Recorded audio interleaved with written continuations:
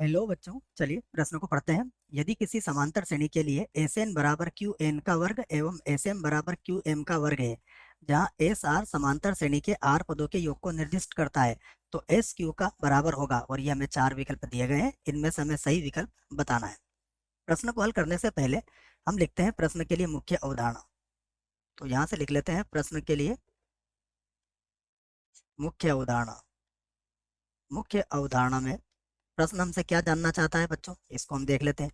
तो यहाँ पर हमें क्या ज्ञात करना है, एस क्यू का मान ज्ञात करना। ये हमारी मुख्य अवधारणा हो गई। क्या है हमारी मुख्य अवधारणा?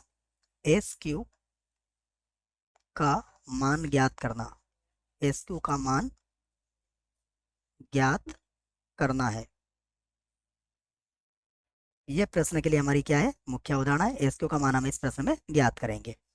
अब देखिए यहाँ से करते हैं इसको हल। इसको हल करेंगे तो देखिए क्या कहा गया हमसे।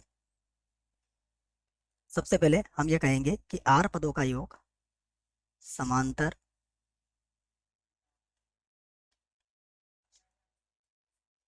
समांतर श्रेणी श्रेणी के आर पदों का योग, आर पदों का योग बराबर हमें कितना दिया है, एस आर दिया है। इसका अर्थ क्या हुआ, इसका अर्थ हुआ समांतर श्रेणी। इसका अर्थ क्या हुआ, समांतर श्रेणी श्रेणी के आर की जगह अगर मैं लिख दूं एन पदों का योग, तो समांतर श्रेणी के एन पदों का योग, एन पदों का योग ये किसके बराबर हो जाएगा, एस एन के बराबर। और एस एन किसके बराबर है, ये है क्यू एन के वर्ग के बराबर। ठीक है, तो यहाँ तक की बात तो आगे समझ में।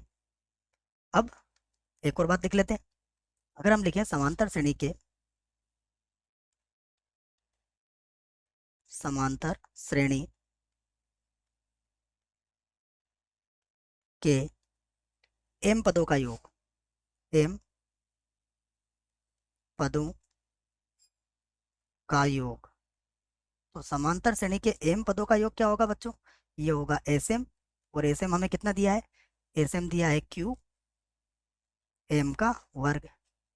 तो हम कह सकते हैं कि इसी प्रकार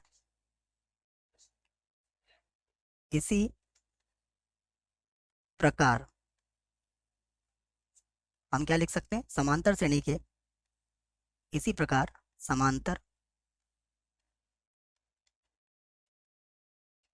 इसी प्रकार समांतर श्रेणी